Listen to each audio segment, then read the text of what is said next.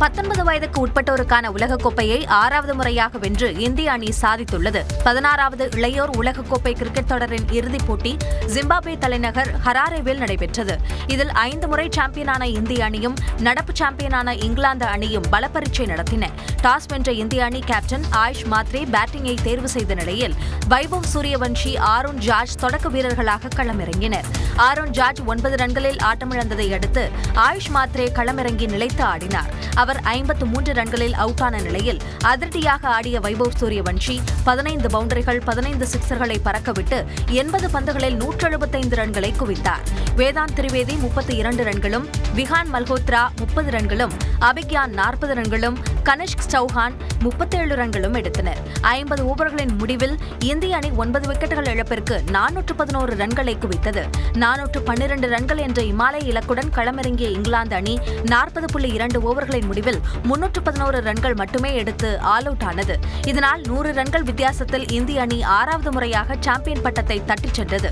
இந்த நிலையில் இங்கிலாந்து அணியின் பந்துவீச்சை துவம்சம் செய்த வைபவ் சூரியவன்ஷி ஆட்ட நாயகன், தொடர் நாயகன் என 2 விருதுகளையும் தன்வசமாக்கினார்.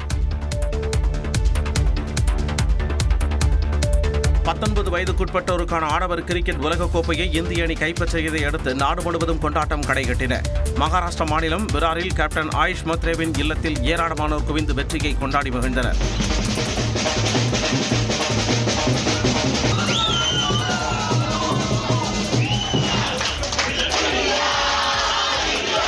இதேபோல் மற்ற வீரர்களின் குடும்பத்தினரும் ரசிகர்களும் பட்டாசு வெடித்தும் இனிப்புகளை பகிர்ந்தும் கொண்டாடினர்.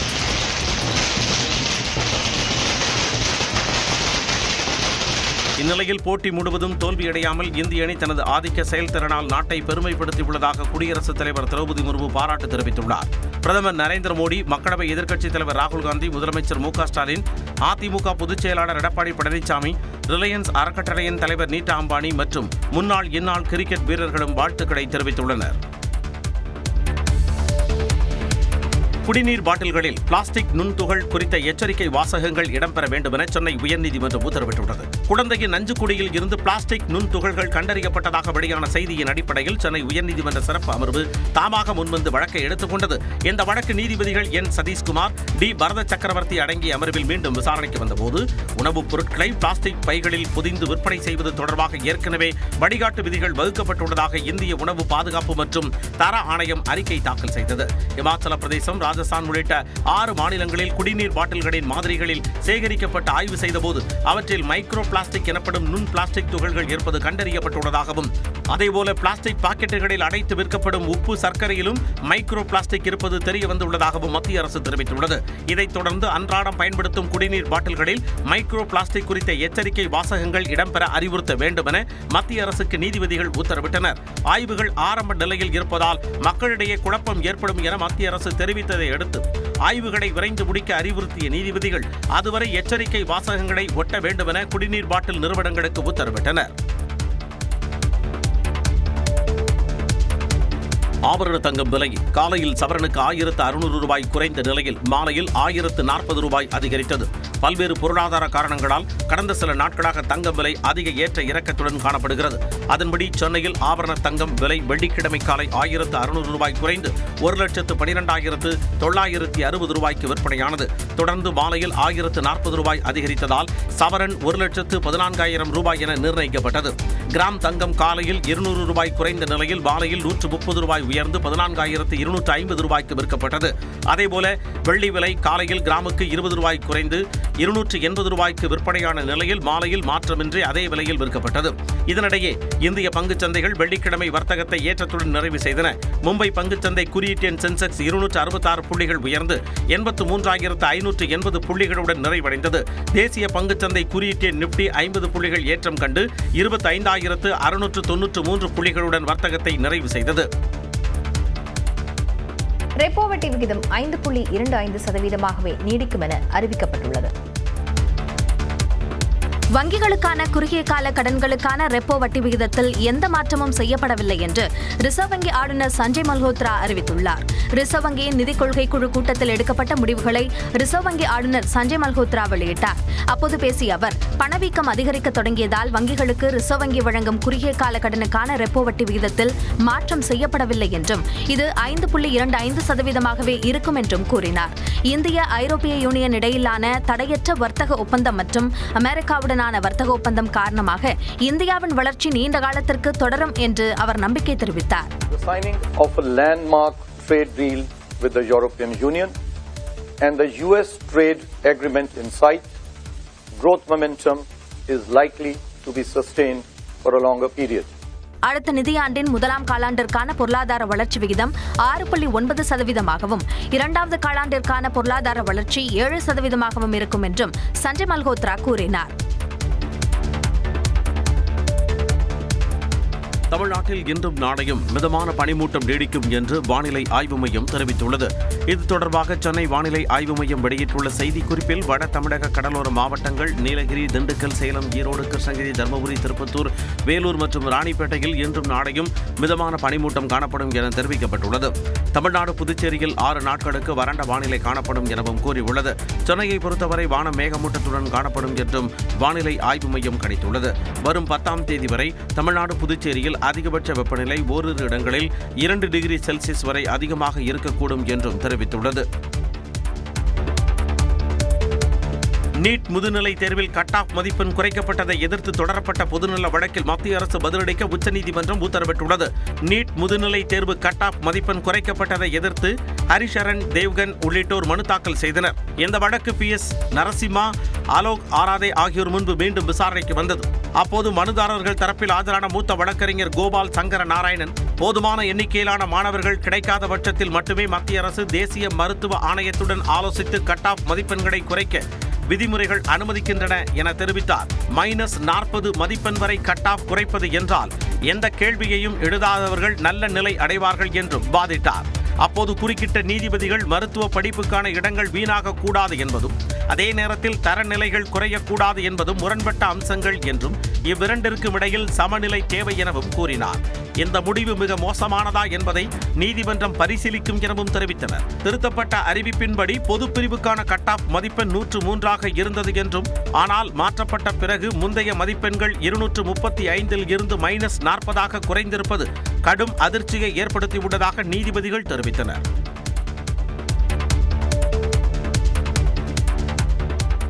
திமுக இளைஞரணி தென்மண்டல மாநாடு விருதுநகரில் இன்று நடைபெறுகிறது. தேர்தலை எதிர்நோக்கி திமுகவின் இளைஞரணி, மகளிரணி மாநாடுகள் அடுத்தடுத்து மண்டல வாரியாக நடைபெற்று வருகின்றன. அந்த வகையில் விருதுநகர் மாவட்டம் கல்குறிச்சியில் திமுக இளைஞரணி தென்மண்டல மாநாடு இன்று மாலை 3 மணி அளவில் நடைபெற உள்ளது. இதில் 20 திமுக அமைப்பு மாவட்டங்களைச் சேர்ந்த 1 லட்சத்திற்கும் மேற்பட்ட நிர்வாகிகள் பங்கேற்க உள்ளனர். இதற்காக 150 ஏக்கர் பரப்பளவில் ஏற்பாடுகள் விறுவிறுப்பாக நடைபெற்று வருகின்றன. இந்த நிலையில் இளைஞரணியினரை வரவேற்று வீடியோ வெளியிட்டுள்ள திமுக தலைவர் ஸ்டாலின், இளைஞரணி செயலாளர் உதயநிதியின் செயல்பாடுகளை பாராட்டியுள்ளார். திராவிட முன்னேற்ற கழகத்து மேல எப்போதும் வன்மத்தோடு இருக்கிற எதிரிகள் என்ன கட்டமைச்சாங்க? இளைஞர்கள் இனி திமுகவுக்கு வருவாங்களான்னு சந்தேகம் எழுப்புற மாதிரி தன்னோட ஆசைகளை வெளிப்படுத்திக்கிட்டு இருந்தாங்க. அதையெல்லாம் உடைச்சு தம்பி உதயநிதி அவர்கள் இளைஞரணிக்கு இன்றைக்கு தமிழ்நாடு முழுக்க 5 லட்சம் நிர்வாகிகள் நியமித்து ரெக்கார்ட் பண்ணியிருக்காரு. திருவண்ணாமலையில் நடைபெற்ற மாநாட்டையும் குறிப்பிட்டு பேசினார். திருவண்ணாமலையில் 1.5 லட்சம் நிர்வாகிகளை கூட்டி வடக்கு மண்டல நிர்வாகிகள் சந்திப்பு மாநாட்டை நடத்திட்டார். ரொம்ப பர்ஃபெக்டாக நடந்த அந்த மாநாட்டை பார்த்து எதிர்க்கட்சியில் இருக்கிற பலருக்கும் தூக்கம் போயிடுச்சு. திமுக இளைஞரணி செயலாளர் உதயநிதி தலைமையில் நடைபெறும் இந்த மாநாட்டில் முதலமைச்சரும் திமுக தலைவருமான ஸ்டாலின் பங்கேற்று சிறப்புரையாற்றுகிறார். மதிப்பெண்களில் கவனம் செலுத்துவதை விட ஒவ்வொருவரும் வாழ்க்கையில் எந்த இடத்தை பிடிக்க வேண்டும் என்பதில் கவனம் செலுத்த வேண்டும் என பிரதமர் நரேந்திர மோடி அறிவுறுத்தியுள்ளார். பொதுத் தேர்வுகளுக்கு தயாராகும் மாணவர்களுடன் ஆண்டுதோறும் பிரதமர் நரேந்திர மோடி கலந்துரையாடி வருகிறார். அந்த வகையில் 9வது ஆண்டாக டெல்லியில் உள்ள தனது இல்லத்தில் பிரதமர் மோடி கலந்துரையாடினார். அப்போது மாணவர்கள் பல்வேறு கேள்விகளை பிரதமர் மோடியிடம் முன்வைத்தனர். மாணவர்களின் கேள்விகளுக்கு பதிலளித்த பிரதமர் மோடி, கல்வியை சுமையாக நினைக்க கூடாது என்றும், கல்வி மட்டுமே வாழ்க்கையில் வெற்றியை தீர்மானிக்காது என்றும் கூறினார். நமது இலக்கு எப்போதும் அடையக்கூடியதாக இருக்க வேண்டும் என்று கூறிய பிரதமர் மோடி, உங்கள் ஆசிரியர்களை விட ஒருபடி மேலே இருங்கள் என்று மாணவர்களுக்கு அறிவுரை வழங்கினார். எந்த செயலிலும் நாம் முழுமையாக ஈடுபட்டால்தான் அதனை நாம் நினைவில் வைத்துக் கொள்ள முடியும் என்றும் மாணவர்களுக்கு பிரதமர் நரேந்திர மோடி அறிவுரை வழங்கினார்.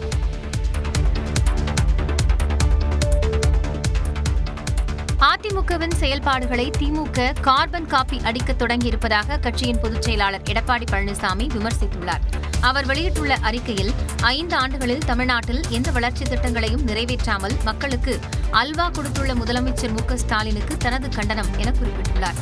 கடந்த தேர்தலில் திமுக சார்பில் அளிக்கப்பட்ட 525 வாக்குறுதிகளில் 4 1 பங்கை கூட நிறைவேற்றவில்லை என்ற உண்மையை மக்களுக்கு சொல்லி வருவதாக கூறியுள்ள இபிஎஸ், கவர்ச்சிகரமான பல பெயர்களை வைத்து மக்களை ஏமாற்றும் இந்த அரசின் செயலை விளக்கும் வகையில் கடந்த ஆண்டு திமுகவின் உருட்டுக்கட்டை அல்வா ஒன்றை வழங்கியதாகவும் தெரிவித்துள்ளார். மத்திய அரசிடம் வாதாடியோ போராடியோ இணக்கமாக பேசியோ தமிழ்நாட்டு மக்களுக்கு தேவையான எந்த ஒரு நலத்திட்டங்களையும் கொண்டுவர திறனற்ற அரசு மத்திய அரசு கேட்டதை தரவில்லை என வாய்ஜாலம் காட்டிக் கொண்டிருப்பதாக கூறியுள்ளார். திமுகவின் 2.0 ஆட்சியில் தமிழ்நாடு சுபிக்ஷம் பெறும் என்றெல்லாம் மக்களின் காதுகளில் முதலமைச்சர் காகிதப்பூ சுற்றுவதாக விமர்சித்துள்ள எடப்பாடி பழனிசாமி, தமிழ்நாட்டின் முன்னேற்றத்திற்காக என்னென்ன திட்டங்களை செயல்படுத்தியுள்ளீர்கள் என்பதை தெரிவித்து வாக்கு கேட்க தயாரா என வினவியுள்ளார். திமுகவின் திட்டங்களை காப்பியடித்து அதிமுக தேர்தல் அறிக்கை வெளியிடுவதாக அமைச்சர் தங்கம் தென்னரசு விமர்சித்துள்ளார். அருப்புக்கோட்டை அருகே கல்குறிச்சியில் திமுக இளைஞரணி மாநாடு நடைபெறும் பகுதியை ஆய்வு செய்த பிறகு செய்தியாளர்களை சந்தித்த அவர் அதிமுகவின் தேர்தல் அறிக்கையை சாடினார். திராவிட முன்னேற்ற கழகத்தினுடைய நடைமுறையில் இருக்கக்கூடிய திட்டங்களை நீங்கள் அப்போதே அப்படி காப்பி எடுத்துவிட்டீர்கள் என்ற விமர்சனங்கள் எல்லா தரப்பிலும் இருந்து வந்தது. அதே மாண்பு முன்னாள் முதலமைச்சர் எதிர்க்கட்சியோட தலைவர் சொன்னார், நீங்கள் இந்த திட்டத்தையோ மகளிர் உரிமையத்தையோ கொடுக்க முடியாதுன்னு சொன்னார். அவர் தானே சொன்னாரு.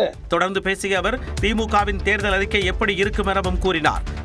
எல்லா தரப்பும் கொண்டாடக்கூடிய நம்முடைய தேர்தல் தயாரிப்பு அந்த அறிக்கையினுடைய தயாரிப்பு குழுவினுடைய தலைவர் அவர்கள் திருமதி கனிமொழி கருணாநிதி அவர்கள் தெரிவித்திருப்பதைப் போல அது உண்மையிலே ஒரு மிகப்பெரிய முக்கியத்துவம் வாய்ந்த தேர்தல் அறிக்கையாக அது அமையும்.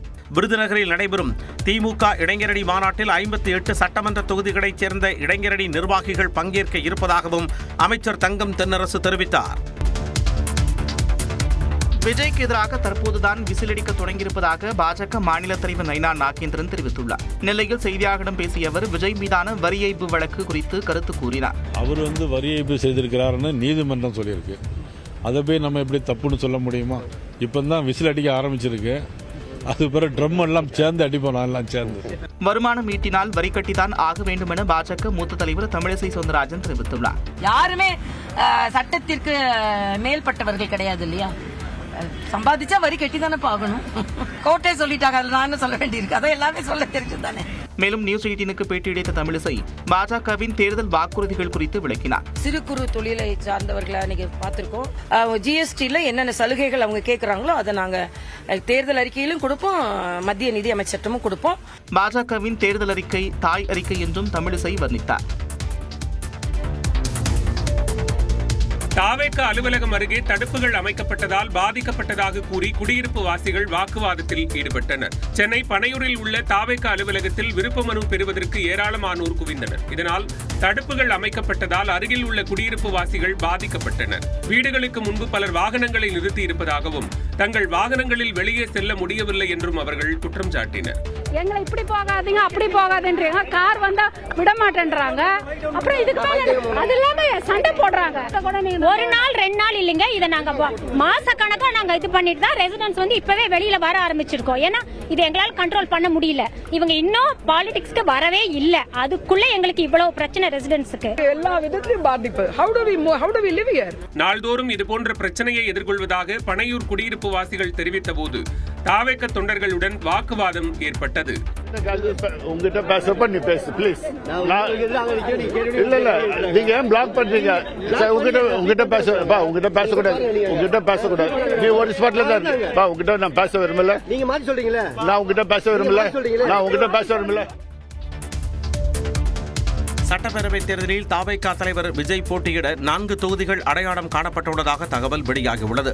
சட்டப்பேரவைத் தேர்தலை ஒட்டி தாவேகா சார்பில் போட்டியிட விரும்புவோருக்கான விருப்ப மனு விநியோகம் சென்னை பனையூரில் கட்சியின் தலைமை அலுவலகத்தில் தொடங்கியது. விஜய் பெயரில் பொதுச் செயலாளர் ஆனந்த் விருப்ப மனு பெற்றுக் கொண்டார். 1.5 மணி நேரத்தில் 10,000 மனுக்கள் வழங்கப்பட்டுள்ளதாக அக்கட்சியின் இணை பொதுச் செயலாளர் நிர்மல்குமார் தெரிவித்தார். எந்த கட்சிக்கும் இல்லாத ஒரு பெரு ஆரவாரம், எந்த கட்சிக்கும் இல்லாத ஒரு பெரும் எதிர்பார்ப்பு. இன்று 10,000 விருப்ப மனுக்கள் 1.5 மணி நேரத்தில் கொடுக்கப்பட்டுள்ளது. மேலும் அடுத்த ஒரு 14ஆம் தேதி வரைக்கும் விருப்ப மனுக்கள் வழங்க இருக்கிறது. இந்நிலையில் விருப்ப மனு பெற தாவேகாவினர் யாரும் பனையூர் தலைமை அலுவலகத்திற்கு வர வேண்டாம் என்று ஆனந்த் கேட்டுக் கொண்டுள்ளார். விருப்ப மனுவை இணையதளத்தில் பதிவிறக்கம் செய்து தேவையான விவரங்களுடன் வரும் 14ஆம் தேதிக்குள் நேரிலோ கொரியர் அல்லது தபால் மூலமாகவோ அனுப்பலாம் என்றும் கூறியுள்ளார். முதல் நாளில் தாவேகாவினர் ஏராளமானோர் திரண்டு குடியிருப்பு வாசிகள் பாதிக்கப்பட்ட நிலையில் ஆனந்த் இந்த அறிவிப்பை வெளியிட்டுள்ளார். இதனிடையே விஜய் போட்டியிடுவதற்கு சென்னை, வேடச்சேரி, விருகம்பாக்கம், விக்கிரவாண்டி, நாகப்பட்டினம் ஆகிய 4 தொகுதிகள் அடையாளம் காணப்பட்டுள்ளதாகவும் இவற்றில் விஜய் போட்டியிடும் தொகுதி ஓரிரு நாட்களில் முடிவு செய்யப்படும் என்றும் தகவல்கள் தெரிவிக்கின்றன. சசிகலாவை சந்தித்த நிர்வாகியை கட்சியில் இருந்து நீக்கிய அமமுக பொதுச் செயலாளர் டிடிவி தினகரன் நடவடிக்கை எடுத்துள்ளார். தேசிய ஜனநாயக கூட்டணியில் சசிகலாவுக்கு இடமில்லை என இபிஎஸ் கூறி வருவதும், டிடிவி தினகரனுடனான பிணக்கு உள்ளிட்ட காரணங்களாலும் அதிமுக மற்றும் அமமுகவில் அதிருப்தியில் உள்ள தலைவர்களை தன் பக்கம் இழுத்து வரும் தேர்தலில் தனித்து களமிறங்க சசிகலா திட்டமிட்டுள்ளதாக கூறப்படுகிறது. அதன்படி சென்னை போயஸ் கார்டனில் உள்ள சசிகலாவின் வீட்டில் நடந்த ஆலோசனைக் கூட்டத்தில் அமமுக மாணவரணி செயலாளரான ஜீவிதா நாச்சியார் கலந்து கொண்டார். இதற்கு உடனடியாக எதிர்வினையாற்றும் விதமாக ஜீவிதா நாச்சியாரை கட்சியில் இருந்து நீக்கி டிடிவி தினகரன் நடவடிக்கை எடுத்தார். இதற்கு பதிலடி கொடுக்கும் விதமாக தனது சமூக வலைதள பக்கத்தில் துரோகம் வேறறுக்கப்படும் என ஜீவிதா நாச்சியார் பதிவிட்டுள்ளார்.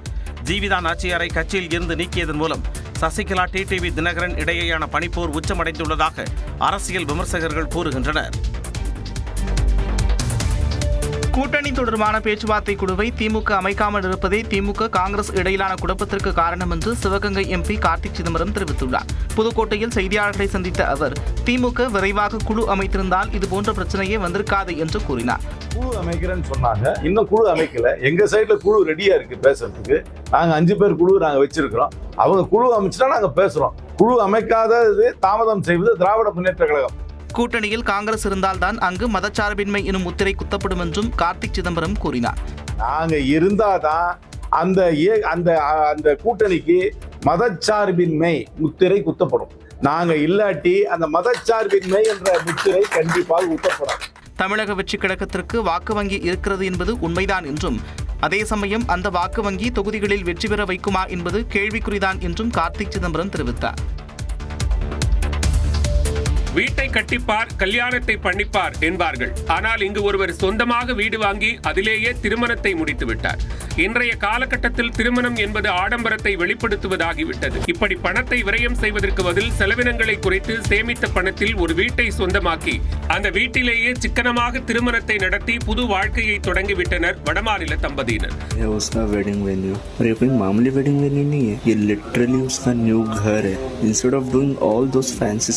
இந்த வீடியோ வெளியான நிலையில் ஆடம்பரத்தை விட எதிர்காலத்திற்கு திட்டமிட்ட தம்பதிக்கு வாழ்த்துக்கள் குவிகின்றன. எனினும் மணமக்கள் யார் போன்ற விவரங்கள் கிடைக்காததால் இது ஒரு விளம்பரமா என நெட்டிசன்கள் கேள்வி எழுப்பி வருகின்றனர்.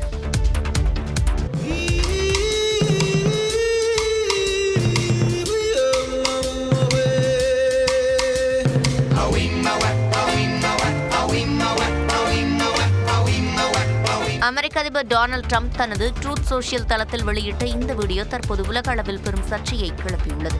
2020 தேர்தல் முறைகேடுகள் குறித்த அந்த AI வீடியோவில் முன்னாள் அதிபர் பராக் ஒபாமா மற்றும் மிஷேல் ஒபாமாவின் முகங்களை குரங்குகளாக சித்தரிக்கும் வகையில் காட்சிகள் இடம்பெற்றிருந்தன.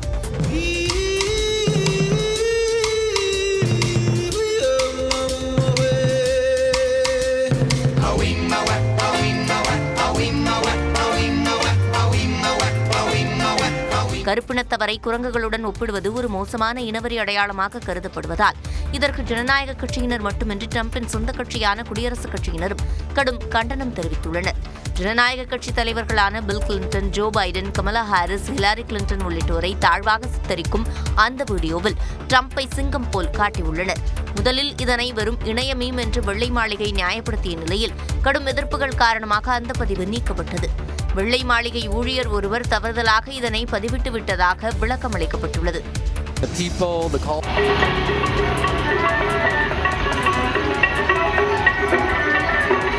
வந்தனை எண்ணியே வந்தனை செய்வோம் காரியம் பழனி முருகப்பெருமானை கண்டு தரிசிப்பதற்காக சேலம் மாவட்டம் எடப்பாடியிலிருந்து 60க்கும் மேற்பட்ட மாட்டு வண்டிகளில் பக்தர்கள் பயணம் மேற்கொண்டுள்ள காட்சிகளே இவை. தைப்பூச திருவிழாவின் முத்தாய்ப்பாக கருதப்படும் எடப்பாடி காவடிகள் வரும் 10ஆம் தேதி பழனிக்கு வரவுள்ள நிலையில் தற்போது சிலுவம்பாளையம் பகுதி பக்தர்கள் குழுக்களாக பயணத்தை தொடங்கியுள்ளனர். மாடுகளுக்கான தீவனம், தங்களுக்கு தேவையான உணவுப் பொருட்கள் என அனைத்தையும் வண்டிகளிலேயே கட்டிக்கொண்டு இவர்கள் புறப்பட்டுள்ளனர்.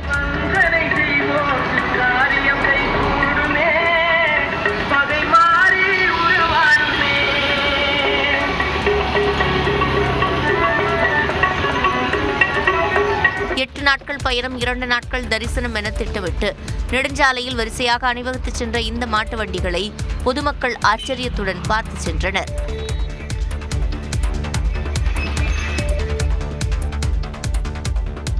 தமிழ்நாடு முழுவதும் சத்துணவு, அங்கன்வாடி பணியாளர்கள் சங்கங்களின் கூட்டமைப்பினர் காலமுறை ஊதியம் உள்ளிட்ட 10 அம்ச கோரிக்கைகளை வலியுறுத்தி இரவிலும் போராட்டத்தில் ஈடுபட்டனர். திருவள்ளூர் மாவட்ட ஆட்சியர் அலுவலகம் முன்பு ஒப்பாரி வைத்து போராட்டம் நடத்திய ஊழியர்கள் சாலையிலேயே படுத்துறங்கி 5வது நாளாக தங்களது போராட்டத்தை தொடர்ந்தனர்.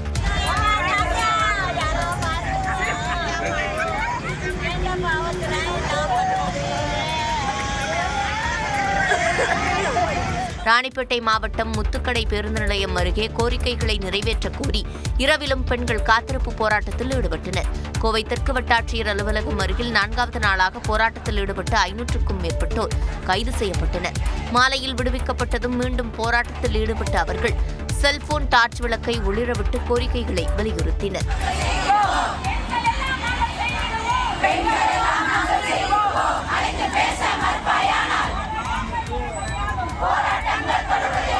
இதேபோல் ராமநாதபுரம் ஆட்சியர் அலுவலகம் முன்பு 4வது நாளாக சத்துணவு அங்கன்வாடி சங்கங்களின் கூட்டமைப்பைச் சேர்ந்த 200க்கும் மேற்பட்டோர் காத்திருப்பு போராட்டம் மேற்கொண்டனர்.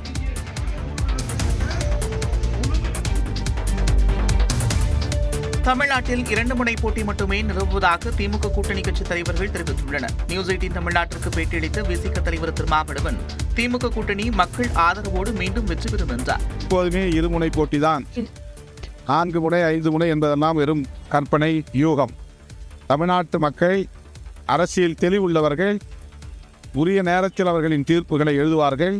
திமுக அதிமுக இடையேதான் போட்டி என்று மார்க்சிஸ்ட் கம்யூனிஸ்ட் கட்சியின் மாநில செயலாளர் சண்முகம் தெரிவித்துள்ளார். போன தடவை 6 தொகுதியில் நாங்கள் போட்டியிட்டோம். இந்த முறை இரட்டை இலக்கத்தில் போட்டியிட வேண்டும் என்று நாங்கள் தீர்மானித்திருக்கிறோம். விஜய் சிங்கிளா இருக்காரு, ராம் தமிழர் சீமான் அவர்கள் சிங்கிளா இருக்காங்க. அவங்களாம் சிங்கிளா இருக்கவங்கலாம் இந்த அணியினுடைய ஒரு சமமான ஒரு போட்டியாளராக நீங்கள் வர்ணிப்பதே மிக மிக தவறானது. பாஜகவை சுமந்து வரும் அனைத்து கட்சிகளையும் தோற்கடிப்போம் என்று இந்திய கம்யூனிஸ்ட் கட்சியின் மாநில செயலாளர் வீரபாண்டியன் கூறியிருக்கிறார். 4 அல்ல 8 அல்ல 10 முறை எத்தனை முறை போட்டி ஏற்பட்டாலும் திமுக தலைமையில் எங்கள் கூட்டணி வெற்றி பெறும். பாஜக வென்றால் ஜனநாயகம் தோற்றுவிடும் என்று வீரபாண்டியன் தெரிவித்தார்.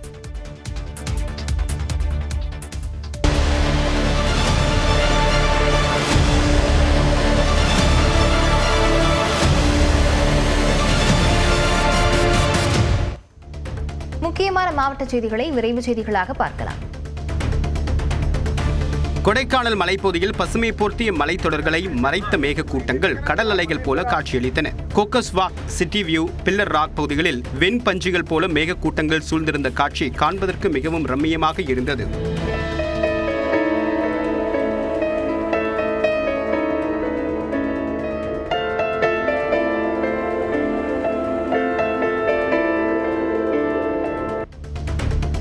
நெல்லை மாவட்டம் விக்ரமசிங்கபுரம் அருகே நள்ளிரவில் குடியிருப்பு பகுதிகளுக்குள் 2 கரடிகள் ஜாலியாக உலா வந்தது மக்களிடையே அச்சத்தை ஏற்படுத்தியுள்ளது. பசுக்கிடைவிளை மணிநகர் பகுதியில் நள்ளிரவு நேரத்தில் சுற்றித் திரிந்த 2 கரடிகள் அங்குள்ள வீட்டின் சுற்றுச்சுவரை தாவி குதித்து சென்றன. இந்த காட்சிகள் அங்குள்ள சின்னநம்பி கோவிலின் சிசிடிவி கேமராவில் பதிவாகியிருந்தன. கரடிகளின் நடமாட்டத்தால் இரவு நேரத்தில் அத்தியாவசிய தேவைக்கு கூட வீட்டை விட்டு வெளியே வர முடியாத நிலை இருப்பதாக கூறும் மக்கள் அவற்றை கூண்டு வைத்து பிடிக்க வேண்டும் என்று கோரிக்கை விடுத்துள்ளனர். திருப்பத்தூர் மாவட்டம் மாம்பூர் அருகே லாரி பழுது பார்க்கும் மையத்தில் ஏற்பட்ட திடீர் தீ விபத்தால் கரும்புகை வெளியானது. விண்ணமங்கலம் கிராமத்தில் உள்ள அசோக் லேலாண்ட் லாரி பழுது பார்க்கும் மையத்தில் எண்ணெய் ஊற்றி வைத்திருந்த கேன்களில் திடீரென தீ விபத்து ஏற்பட்டது. இதுகுறித்து தகவலறிந்து வந்த தீயணைப்பு வீரர்கள் ஊழியர்களுடன் இணைந்து தீயை அணைத்தனர். இதில் பெரும் பொருட்சேதம் ஏதும் ஏற்படாத போதிலும் தீ விபத்துக்கான காரணம் என்ன என்று காவல்துறையினர் விசாரிக்கின்றனர். திருப்பூர் மாவட்டம் பல்லடம் காவல் நிலையத்தை சுற்றி பார்த்த தனியார் பள்ளி மாணவர்களுக்கு காவல் ஆய்வாளர் பாடம் நடத்தினார். வடுகப்பாளையம் புதூரில் உள்ள தனியார் பள்ளி மாணவர்கள் 50 பேரை காவல் நிலையத்திற்கு அழைத்து வந்த ஆசிரியர்கள் முழுவதுமாக சுற்றி காண்பித்தனர். மேலும் காவலர்களின் பணிகள் குறித்து எடுத்துரைத்தனர். அப்போது காவல் ஆய்வாளர் மாதையன் துப்பாக்கி, வாக்கி டாக்கி பயன்பாடு குறித்து மாணவர்களுக்கு விளக்கமளித்தார். விருதுநகர் மாவட்டம் சிவகாசியில் பிரசித்தி பெற்ற காய்ச்சல் காரம்மன் கோவிலில் நள்ளிரவில் முகத்தை மூடிக்கொண்டு இளைஞர்கள் பணத்தை திருடி செல்லும் வீடியோ காட்சிகள் வெளியாகியிருக்கிறது. கடந்த மாதம் 23ஆம் தேதி இரவில் 2 இளைஞர்கள் கோவில் வளாகத்தில் உள்ள அலுவலக அறையின் கதவை உடைத்து 30,000 ரூபாய் பணத்தை திருடிச் சென்றனர்.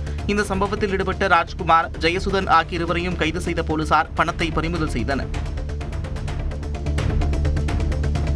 தாய்லாந்திலிருந்து கடத்தி வரப்பட்ட 23 கோடி ரூபாய் மதிப்புள்ள 23 கிலோ உயர் ரக ஹைட்ரோபோனிக் கஞ்சாவை சென்னை விமான நிலையத்தில் சுங்கத்துறை அதிகாரிகள் பறிமுதல் செய்தனர். பாங்காங்கிலிருந்து வந்த கேரளாவைச் சேர்ந்த 4 இளைஞர்களிடமிருந்து 15 கிலோ ஹைட்ரோபோனிக் கஞ்சா பறிமுதல் செய்யப்பட்டது.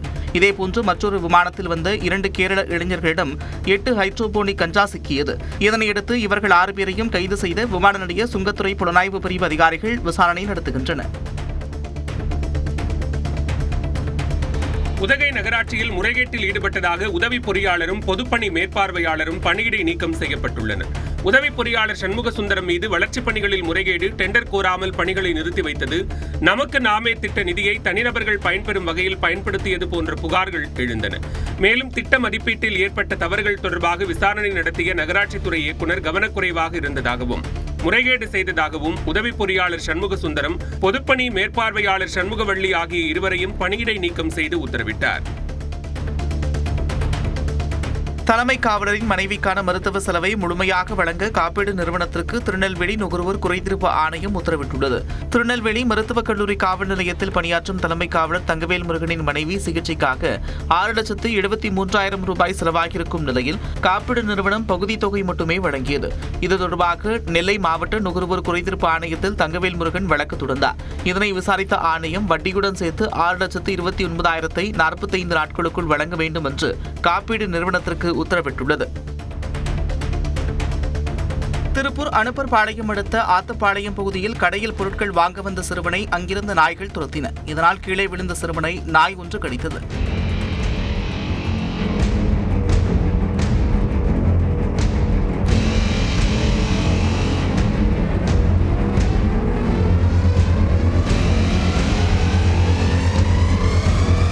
காயமடைந்த சிறுவனுக்கு திருப்பூர் அரசு மருத்துவமனையில் சிகிச்சை அளிக்கப்பட்டது. திருநாய் தொல்லை அதிகரித்திருப்பதால் அவற்றை அப்புறப்படுத்த வேண்டும் என்று அப்பகுதி மக்கள் கோரிக்கை விடுத்துள்ளனர். நாகப்பட்டினம் மாவட்டம் கீழ்வேலூர் அருகே தேவூரில் கொள்ளிடம் கூட்டு குடிநீர் குழாயில் உடைப்பு ஏற்பட்டு தண்ணீர் பீச்சடித்து வெளியேறியது.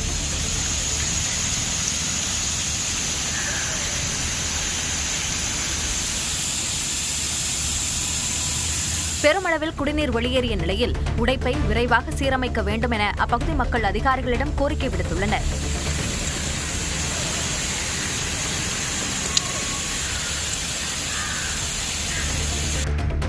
பெரம்பலூர் அருகே செயல்பட்டு வரும் JR கோத்தாரி ஃபுட்வேர் தொழிற்சாலையில் 12 மணி நேர வேலை கட்டாயம் என நிர்வாகம் அறிவித்துள்ளதற்கு எதிர்ப்பு தெரிவித்து தொழிலாளர்கள் பணியை புறக்கணிப்பு செய்து தொடர் போராட்டத்தில் ஈடுபட்டுள்ளனர்.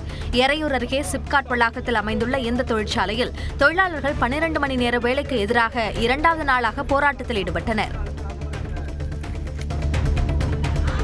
கோவையில் கைது செய்யப்பட்டு விடுவிக்கப்பட்ட சிறிது நேரத்திலேயே மீண்டும் சத்துணவு மற்றும் அங்கன்வாடி ஊழியர்கள் போராட்டத்தில் ஈடுபட்டனர். கோவை தெற்கு வட்டாட்சியர் அலுவலகம் அருகில் பல்வேறு கோரிக்கைகளை வலியுறுத்தி 4வது நாளாக போராட்டத்தில் ஈடுபட்ட 500க்கும் மேற்பட்டோர் முழக்கங்களை எழுப்பினர். செல்போன் டார்ச் விளக்கை ஒளிரவிட்டு கோரிக்கைகளை வலியுறுத்தினர்.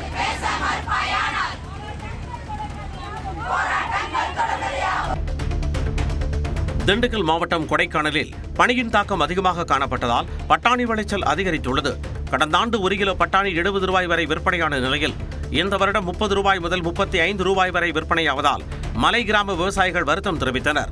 பட்டாணிக்கு உரிய விலை கிடைக்க தோட்டக்கலைத்துறையினர் உரிய நடவடிக்கை எடுக்க வேண்டும் எனவும் பட்டாணி விவசாயிகளுக்கு உரிய நிவாரணம் வழங்க வேண்டும் எனவும் மலை கிராம விவசாயிகள் கோரிக்கை விடுத்துள்ளனர்.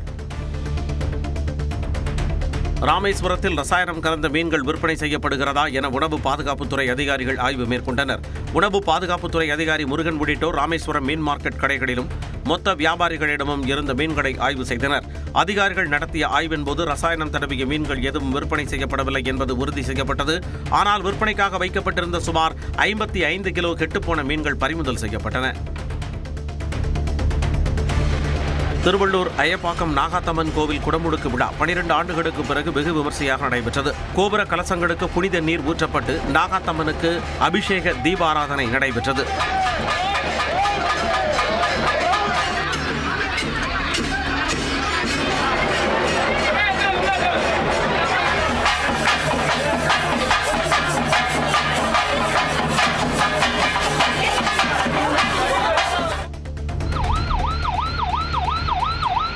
ராமநாதபுரம் மாவட்டம் திருவாடானை அருகே வைக்கோல் ஏற்றிச் சென்ற லாரி தீப்பிடித்து எரிந்தது. செல்லும் வழியில் தாழ்வாக இருந்த மின்சார கம்பி மீது உரசியதில் தீ விபத்து ஏற்பட்ட நிலையில் ஓட்டுநர் லேசான காயங்களுடன் தப்பினார்.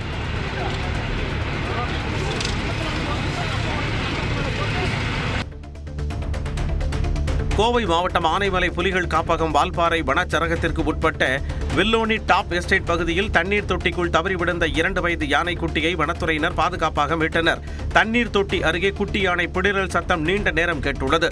தோட்ட தொழிலாளர்கள் வனத்துறையினருக்கு தகவல் தெரிவித்து சுமார் 12 அடி ஆழமுள்ள தண்ணீர் தொட்டியில் தவறி விழுந்த குட்டி யானையை 6 மணி நேர போராட்டத்திற்கு பிறகு மீட்டு தாய் யானை கூட்டத்துடன் சேர்த்தனர். தென்காசி மாவட்டத்தின் 4வது பொதிகை புத்தக திருவிழாவில் பள்ளி கல்லூரி மாணவர்களின் கட்டுக்கடங்காத கூட்டத்தால் புத்தக திருவிழாக்களை கட்டுகிறது. தென்காசி நகரப்பகுதியில் உள்ள ICI அரசு ஆண்கள் மேல்நிலைப்பள்ளி வளாகத்தில் கடந்த 30ஆம் தேதி துவங்கி 10 நாட்கள் நடைபெற்று வரும் இந்த பொதிகை புத்தக திருவிழாவின் 8வது நாளில் கடும் கூட்டம் காணப்பட்டதால் புத்தகங்களை தேர்வு செய்வதில் சிரமம் ஏற்பட்டதாக வாசகர்கள் தெரிவித்தனர்.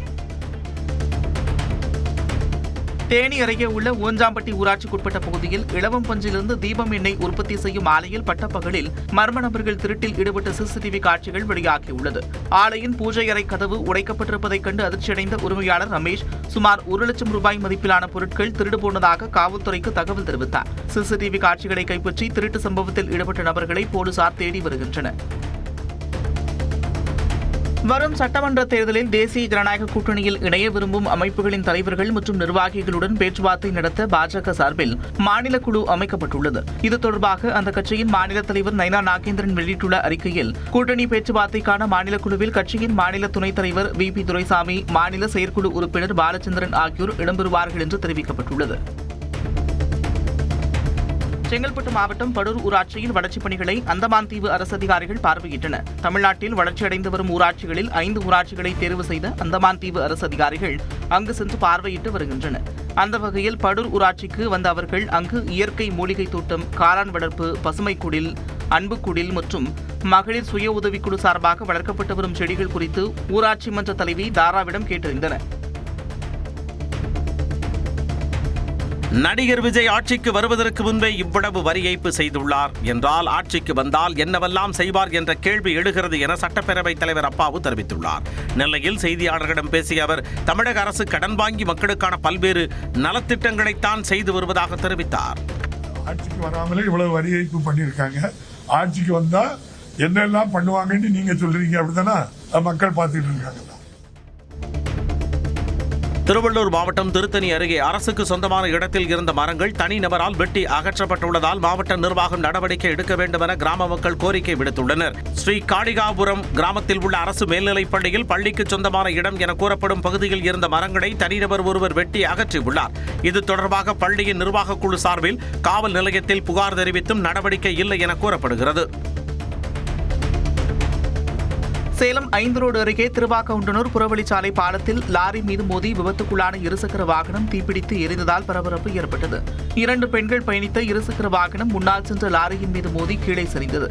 இதில் பெண்கள் இருவருக்கும் லேசான காயம் ஏற்பட்ட நிலையில் இருசக்கர வாகனம் திடீரென தீப்பிடித்து எரிந்தது. தீயணைப்பு வீரர்கள் வந்து தீயை அணைத்த போதிலும் வாகனம் முழுமையாக எரிந்து சேதமடைந்தது.